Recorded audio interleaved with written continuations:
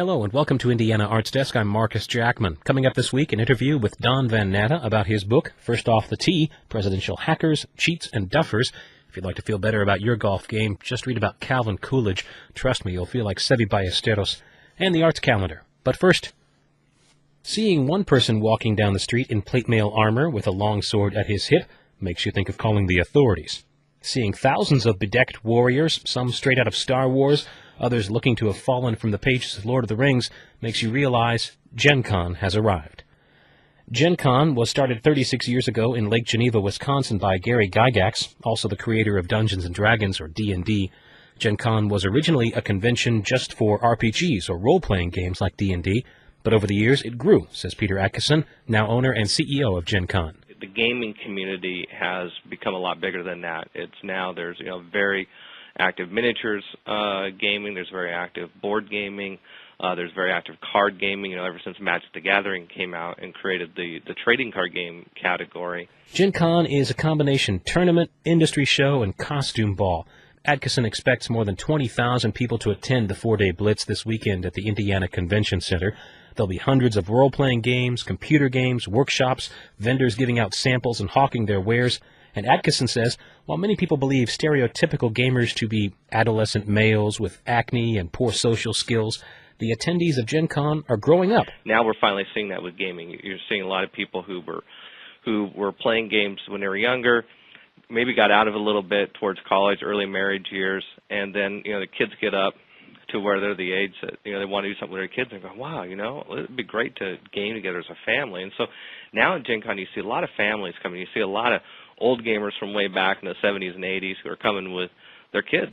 Adkison says the boom of computer games, which started in the 90s, made traditional game companies nervous. With the advent later of multiplayer online games like Sony's EverQuest or Star Wars Galaxies, he says many people wondered if old-style tabletop RPGs would soon find themselves gone the way of 8-track and Pong.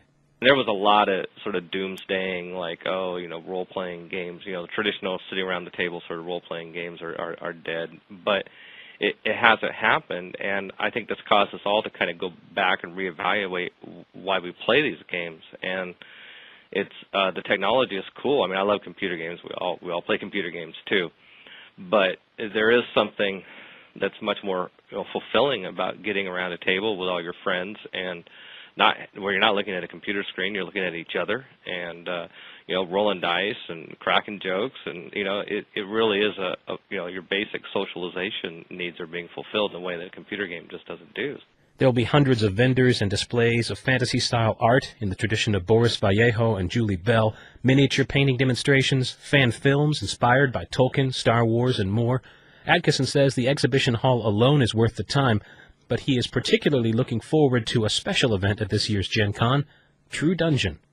A group of game fanatics from Illinois are coming over, and they're building a life-size dungeon in the Hyatt, one of the ballrooms. And so, they've been working all year to prefab all these walls and props and all this stuff like that, and then they bring it in the Hyatt and they assemble it in the ballroom. And so it's like you're playing Dungeons and Dragons, but instead of just imagining the whole thing, you and your companions get to actually walk through, the dungeon, quote unquote.